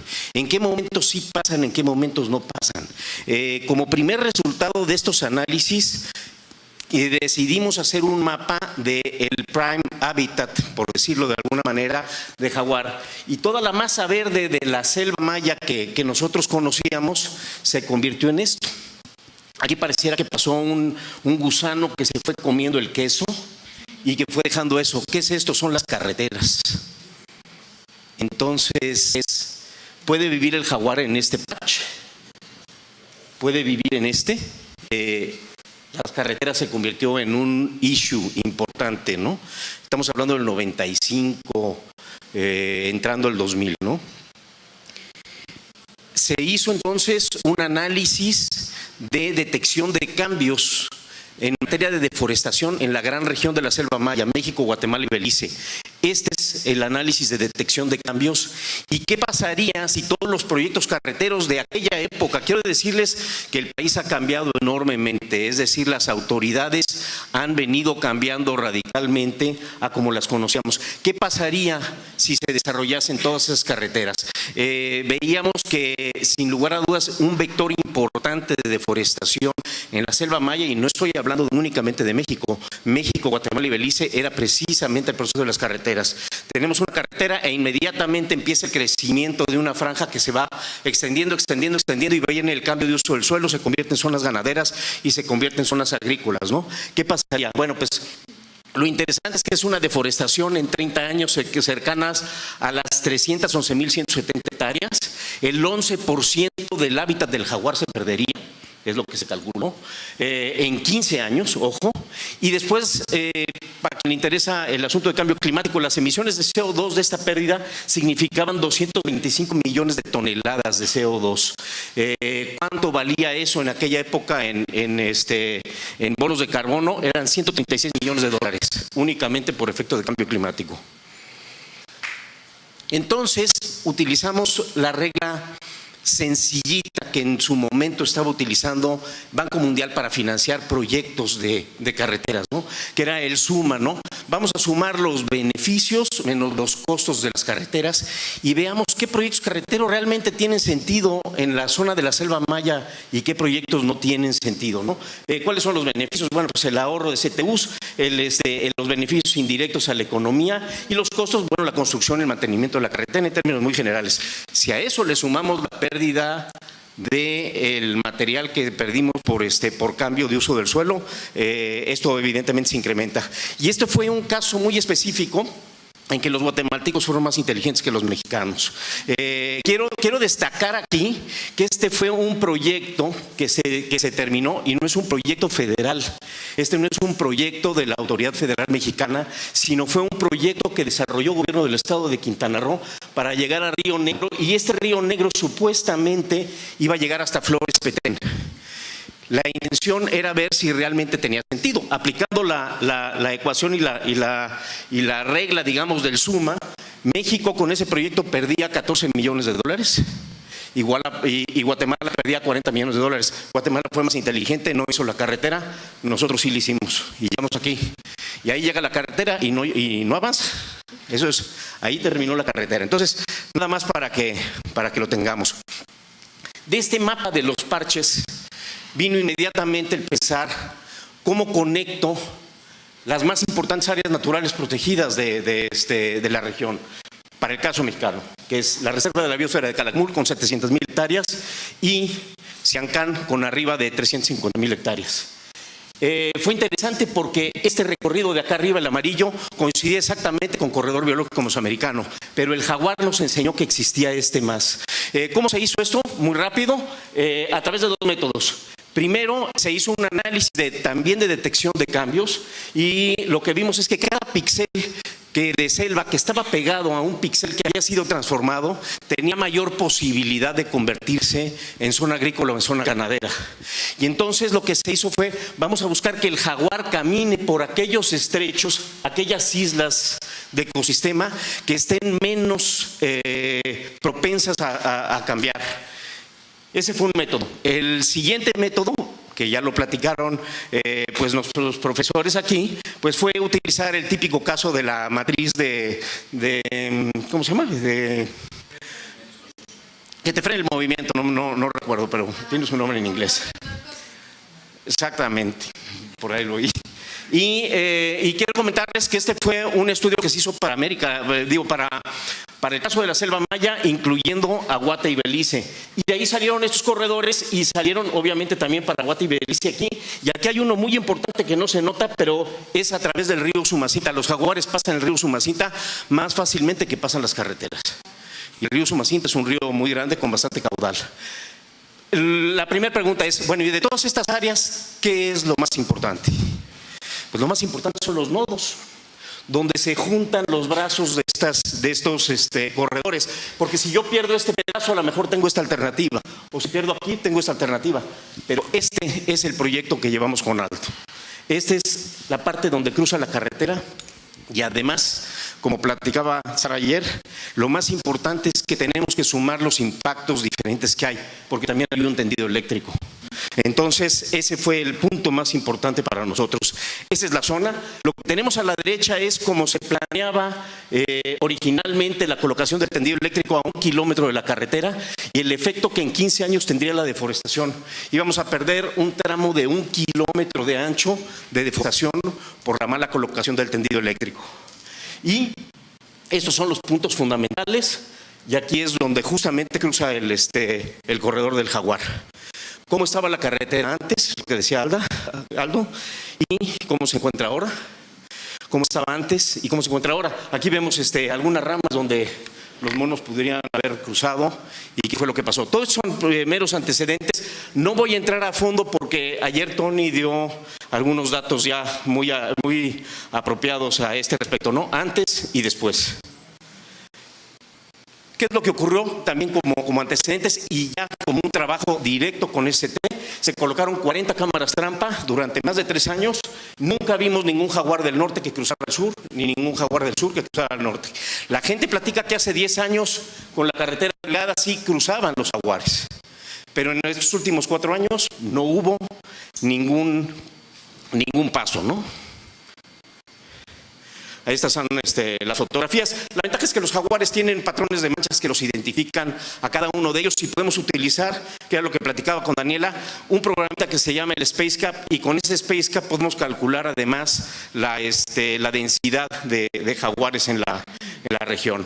Estos cuadritos que ven ustedes aquí es la forma en la que se colocan las cámaras para tratar en principio de cubrir 100 kilómetros cuadrados que supuestamente era el territorio del jaguar. Y ahorita van a ver que eso no es cierto, no es cierto. Es la forma en la que se colocan. Pero también lo que es importante es que con el análisis de movimiento de los jaguares que capturamos antiguamente, se corrió un algoritmo que nos identificaba los sitios prioritarios para la colocación de pasos de vida silvestre. Y ahora lo importante era ver con jaguares reales de carne y hueso, saber realmente si tenía sentido hacer una inversión para cruzar, porque una vez más, esto lo está haciendo la Secretaría de Comunicaciones y Transportes por voluntad a la conservación. No había ninguna cuestión legal que forzara a la Secretaría a corregir una carretera que ya había sido autorizada y que ya había sido construida. Entonces fue la sensibilidad de la actual administración, lo debo decir delante de Aldo, ni modo, que dijeron, no, vamos a hacer algo que valga la pena. Ya voy a acabar. Esta es la típica ficha. Esta fue la captura de la primera de las... tenemos 7 animales capturados ahí. Es una hembra que tiene este cachorro. Y el cachorro es ya casi del tamaño de ella, ¿no? Entonces, para que vean ustedes más o menos, intentamos capturar al cachorro y nunca se pudo. Ahí está. Aquí adelante hay una imagen de cómo se mueven los animales. ¿Y qué fue lo que pasó? ¿Se acuerdan que eran 4,5 kilómetros de distancia a la carretera, no? Aquí tuvimos distancias de 100, de 150, de 80 kilómetros de distancia. ¿Qué es esto? 80 metros, perdón, 80 metros de distancia. ¿Qué es esto? intentos verdaderos de cruce del jaguar y fueron a caer en los sitios mejor calificados del algoritmo. Hace 2 semanas estuvimos en Campeche, justamente con Aldo y con el ingeniero Sur y con Tony, para revisar realmente el estado en que se encuentran esos posibles pasos y tomar la decisión. Estos son todos los gatos capturados. Es increíble cómo ver la presencia humana y el furtivismo no ha permitido que se acerquen los de acá, pero tenemos aquí ya una enorme cantidad de datos estadísticos que nos pueden mostrar. Y con esta voy a terminar. ¿Qué es lo que queremos en un futuro? Lo que queremos no es nada más resolver el problema de esa carretera. Lo que queremos es, y es justamente lo que estamos trabajando ahora con Clara y con Rafaela, colegas de Tony, identificar, lo que nos interesa a nosotros es identificar cuáles van a ser los corredores de la región para que con todas las carreteras y los proyectos carreteros podamos construir algunas indicaciones y generar una mejor política vial para la región de la Selva Maya. Identificar los corredores y irnos a eso, ¿no? Si no, bueno, pues nos puede pasar esto, ¿no? Que es como el típico de Ban Rural que apoya dineros para deforestación y dice que tal vez sí estemos invadiendo su hábitat, pero a cambio le estamos enseñando a ganarse la vida dignamente, ¿no? Y esa es la diferencia, nada más.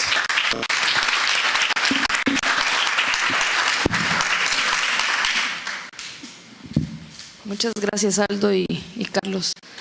Vamos a darle la palabra. No sé si Sandra, ¿usted tiene algo en...? No.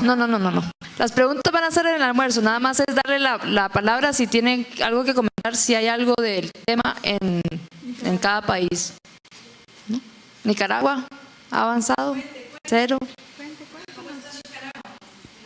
La idea es que se pase Sandra, Nicaragua, Benjamín y Alex de Panamá, Marco de Guatemala.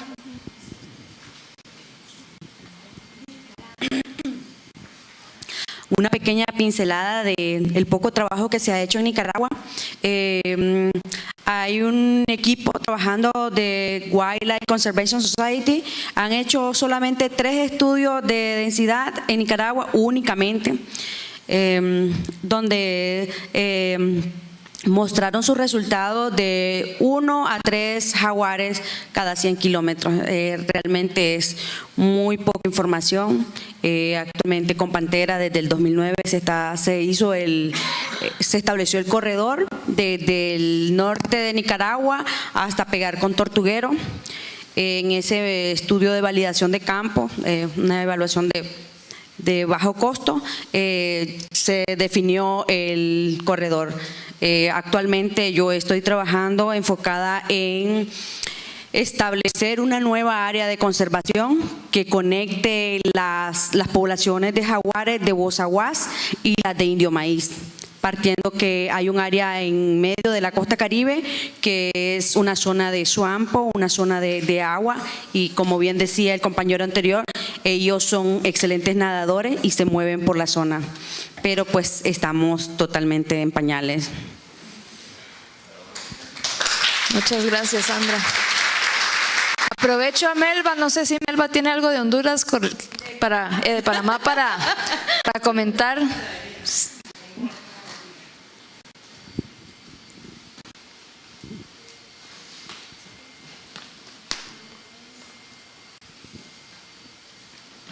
Ok, bueno, buenas tardes, ya es mediodía. Y bueno, yo represento a Panamá, lo que es el programa Pantera en Panamá, y aquí con mi compañero de Mi Ambiente estuvimos haciendo una listita porque apuraditos para dar a conocer qué se está haciendo en Panamá sobre pasos de fauna. Se han por lo menos hecho algunos estudios de atropellamientos. Comentaba mi compañero que fue una tesis doctoral de un científico panameño, Mario Santamaría, una carretera que bordea un parque nacional en el área del canal.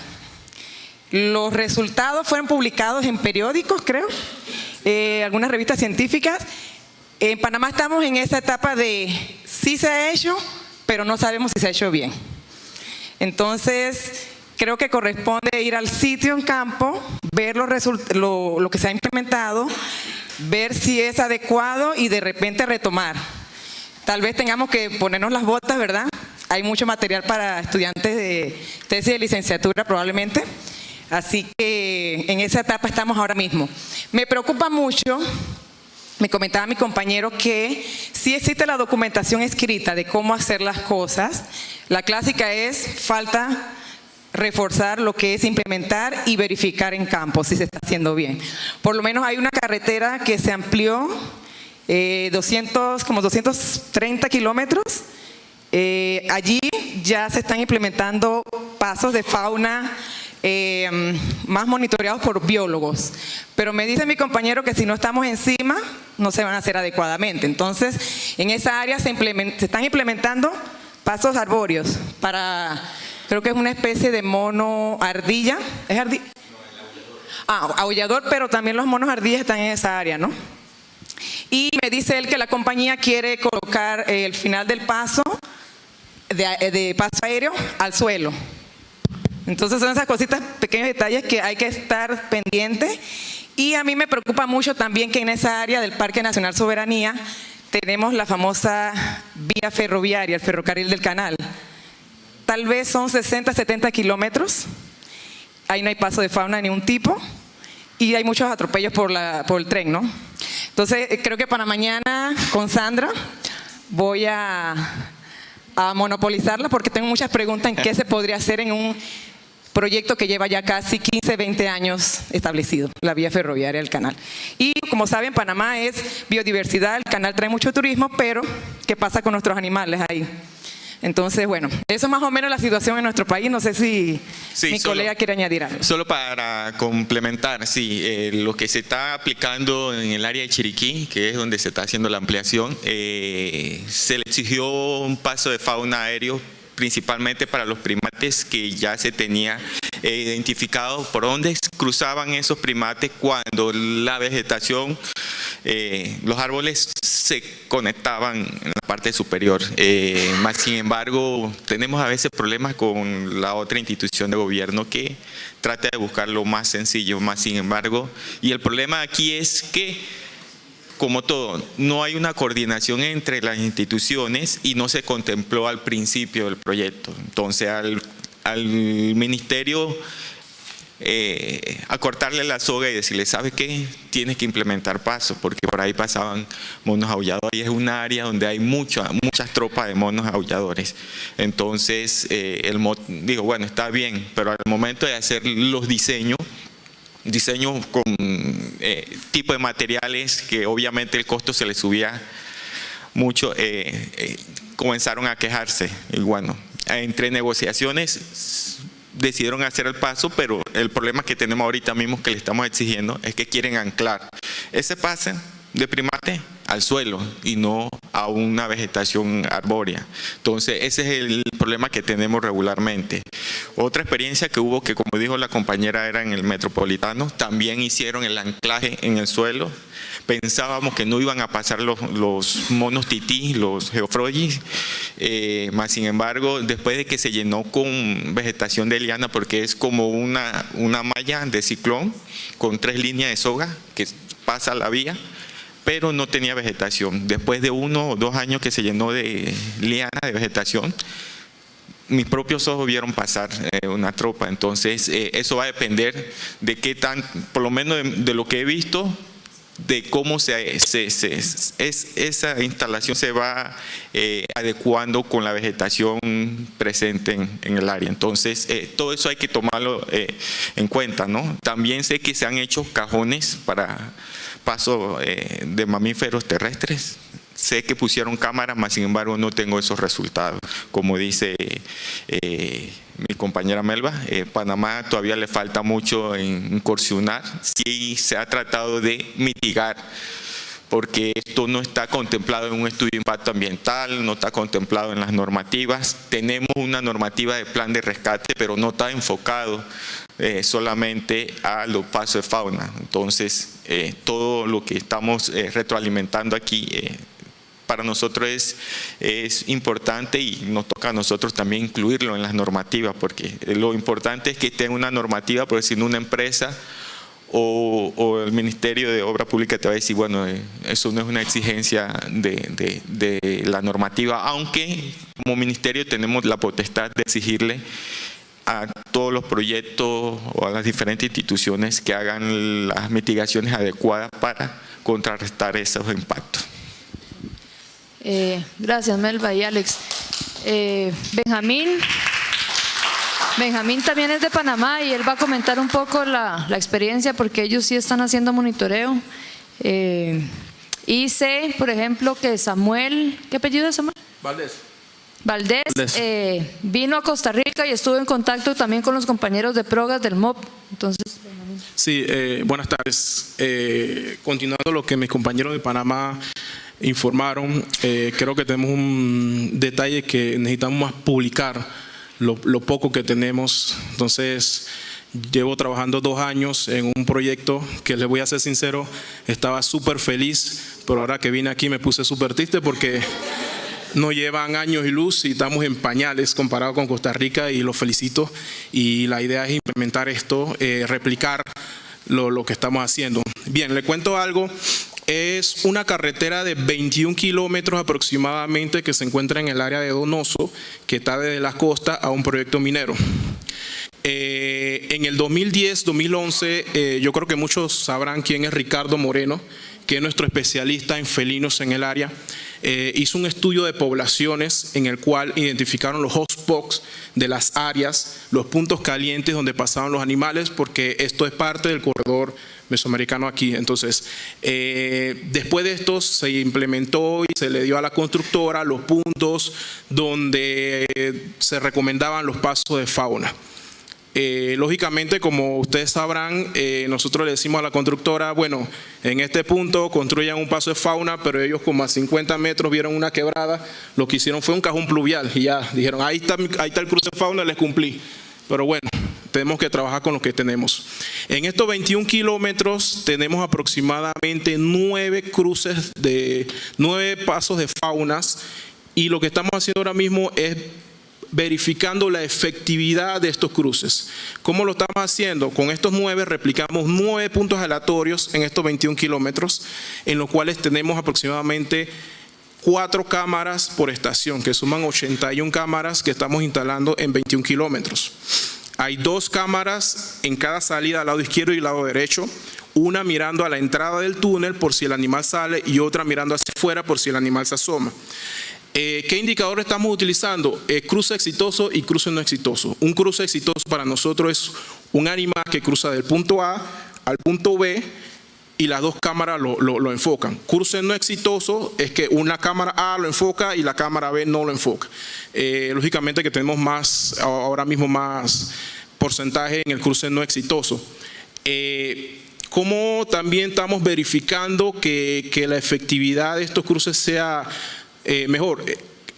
2 veces al año hacemos un monitoreo de 45 días seguidos estacional, verano e invierno. Casualmente el domingo que me voy, ya el lunes tengo que entrar en campo a verificar las trampas de lodo. Estamos haciendo trampas de lodos con huellas, o sea, las trampas de lodo las estamos colocando fuera de los pasos. O sea, si el animal por X o Y motivo la cámara no lo fotografió, sale la huella. Si no sale la huella, sale la cámara. Entonces cada 45 días estamos monitoreando estos registros de huellas, igual, cruce exitoso, cruce no exitoso. Llevamos 2 años en este proyecto, este es el 2º año. Nosotros, algunos datos preliminares que le podría dar es que hemos notado algunos cambios de la actividad circadiana en los pumas. Entonces, antes de la construcción, porque esto no es una carretera asfaltada, pero se piensa que le van a hacer asfaltada, es una carretera de equipo pesado. Lógicamente, ha habido atropellos y todo lo demás, se ha registrado, pero no con la rigurosidad que vi ahora, que necesitamos registrar eso para poder también tener un indicador como efectividad. Entonces han habido cambios, por lo menos el conejo pintado ha sido la especie que más predomina, o sea, la especie que cruza y pasa, cruza y pasa, cruza y pasa. Entonces ha habido otros felinos que se asoman, otros felinos que lo vemos en otros puntos, tairas que cruzan rapidito, entonces son observaciones. A futuro, ¿qué pensamos? Se tiene planeado hacer también los que son los cruces aéreos, los cruces arborícolas. Entonces se está en planificación. Lo que hicimos fue implementar lo que es un sistema de dron. sobrevolamos los 21 kilómetros con un dron, tomamos fotografía del área con un programa que Samuel es medio loco en eso. Creó una cuestión ahí, identificamos los puntos donde choca la vegetación para darle una recomendación a la constructora. Igual avalado con diferentes observaciones en campo. Entonces, sí tenemos otros proyectos con metropolitanos y todo, entonces estamos en pañales todavía, y gracias por la invitación, y bueno, eso es lo que tenemos ahora mismo en Panamá. Muchas gracias. Celso, no sé si quiere comentar algo de lo que ocurre en Belice, si hay algo. Tengo que hacerlo en inglés, ¿no? para ser más claro, ¿no? In Belize, we're doing more passive monitoring in regards to wildlife road collision. I am personally involved in central Belize with reducing tapir vehicle collision. In one area, just over 5 kilometers, we've recorded since 2008, more than 22 road kills of tapir in just over 5 kilometers. What I have done is I have used wildlife crossing signs, and so while we've said on more than one occasion the effectiveness of those signs are not really known, it has shown to prove beneficial in Belize, because I have reduced collision from 4 to 5 road kills per year to 1 or 2. And in Belize, where tourism is a big part of our economy, tour guides use the roads, the wildlife crossing signs with their guests to highlight the wildlife diversity in Belize. And so the awareness about tapirs crossing that area is increased by the tour guides and visitors to Belize. 2 years ago, there was an environmental impact assessment done for a new road in that same area.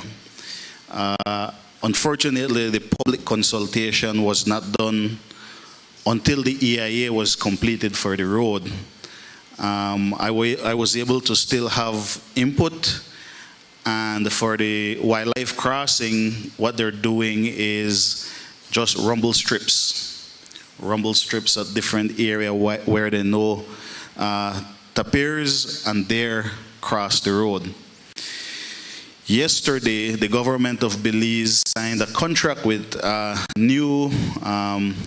for the upgrade of a new road, 58 kilometers, which will dissect, or it already dissects, but which will definitely impact the movement of wildlife from the northern part of the country to the southern part and vice versa. So I put a voice last night on Facebook to the government that mitigation for wildlife crossing should be a part of this EIA from the planning stage, not like the airport link road that did it afterwards. So I think someone mentioned the need to have it from the beginning and not when the project is completed.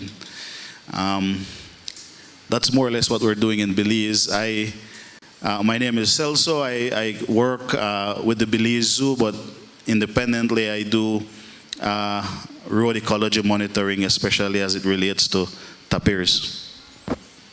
Muchas gracias. Y por último tenemos a Guatemala. No sé si Marco quiere comentar algo.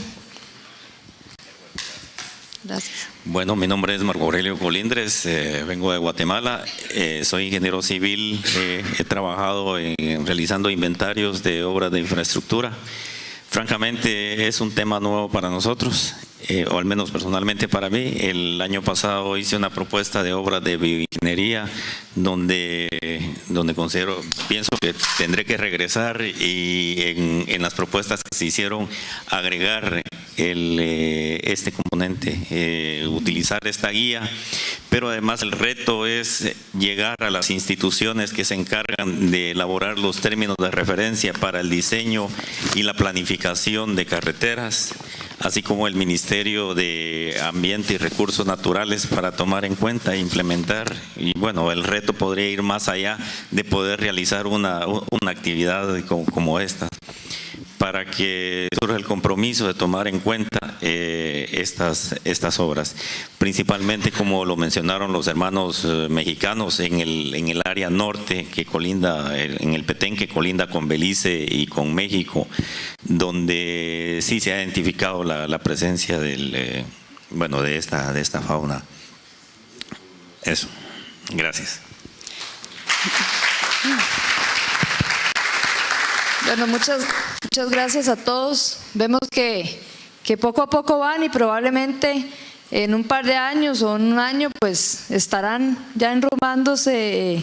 Igual que nosotros empezamos esta tarea hace mucho y bueno, ahora estamos donde estamos y en realidad no es que estamos en paso 5 o 6, creo que estamos en paso 1 o 2, ¿verdad? Ya después del pañal, pero bueno, la idea de este curso era eso, poder compartir y motivarlos, ¿verdad? Principalmente eso, que no se puede, sino que sí se puede y poco a poco lograremos tener vías amigables en toda la región mesoamericana. Daniela tiene un regalo. Sí, esto es un símbolo, ¿verdad? Este regalo, donde nosotros lo que queremos decirles al resto de los países es que estamos a la orden, ¿verdad? Lo que hemos aprendido, no crean que empezamos desde arriba, empezamos como ustedes, ¿verdad? Sin datos, sin líneas claras, pero trabajo en grupo, ¿verdad? Esa es la clave para lograr y avanzar. Les queremos dar a un representante de cada país una guía para que ustedes se la lleven, no tienen que aplicarla al pie de la letra, ¿verdad? Tienen que adecuarla a la realidad de cada uno de los países y un símbolo de que estamos aquí para lo que podamos colaborar. Nicaragua. Pantera, Sandra no. Ajá, Guatemala, Nicaragua, Belice, te brincaste a Celso. Belice, México, Panamá. Costa Rica no, porque ya le hemos dado. Bueno, con gusto. Ahí. Sí, en la llave maya va el documento en digital, ¿verdad? Para que lo puedan aplicar. ¿Tienen hambre? Sí. Bueno, entonces vamos a pasar al almuerzo. Posterior al almuerzo tendremos 3 presentaciones que son pues de las instituciones de gobierno y de la NAME sobre lo que han venido haciendo y apoyando el tema y después ya regresaremos con experiencias también de Costa Rica sobre el monitoreo de los pasos que han habido y el trabajo que bueno, entre Pantera y Sandra también un trabajo en grupo para poder, y Tony, para poder recopilar más información y poder colaborar en el tema a nivel de la región.